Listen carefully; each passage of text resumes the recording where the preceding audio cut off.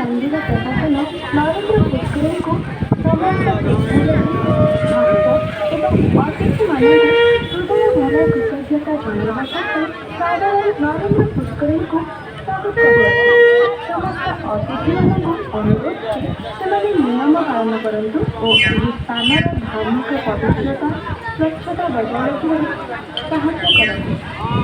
ପବିତ୍ର ପୁଷ୍କରିଣୀ ଭିତରେ କିମ୍ବା ମନ୍ଦିର ପ୍ରାଙ୍ଗଣରେ ଆବର୍ଜନା ପକାନ୍ତୁ ନାହିଁ। ସବୁ ସମୟରେ ପୂଜା ସାମଗ୍ରୀ, ଲୁଗାପଟା, ଫୁଲ ଇତ୍ୟାଦି କେବଳ ନିର୍ଦ୍ଧାରିତ ଦିନ ବା ପାତ୍ରରେ ପକାନ୍ତୁ।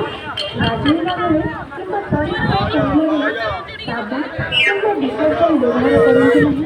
ପବିତ୍ର ପୁଷ୍କରିଣୀ ଭିତରେ ଦାନ୍ତ ଘଷନ୍ତୁ ନାହିଁ। ପବିତ୍ର ପୁଷ୍କରିଣୀରେ କିମ୍ବା ପ୍ରାଙ୍ଗଣରେ ଛେପ ପକାନ୍ତୁ ନାହିଁ। ଶୌଚ କରିବା ପରେ ପବିତ୍ର ପୁଷ୍କରିଣୀରେ ହାତ ଧୁଅନ୍ତୁ ନାହିଁ। ପବିତ୍ର ପୁଷ୍କରିଣୀରେ କିମ୍ବା ଆଖପାଖ ସ୍ଥାନରେ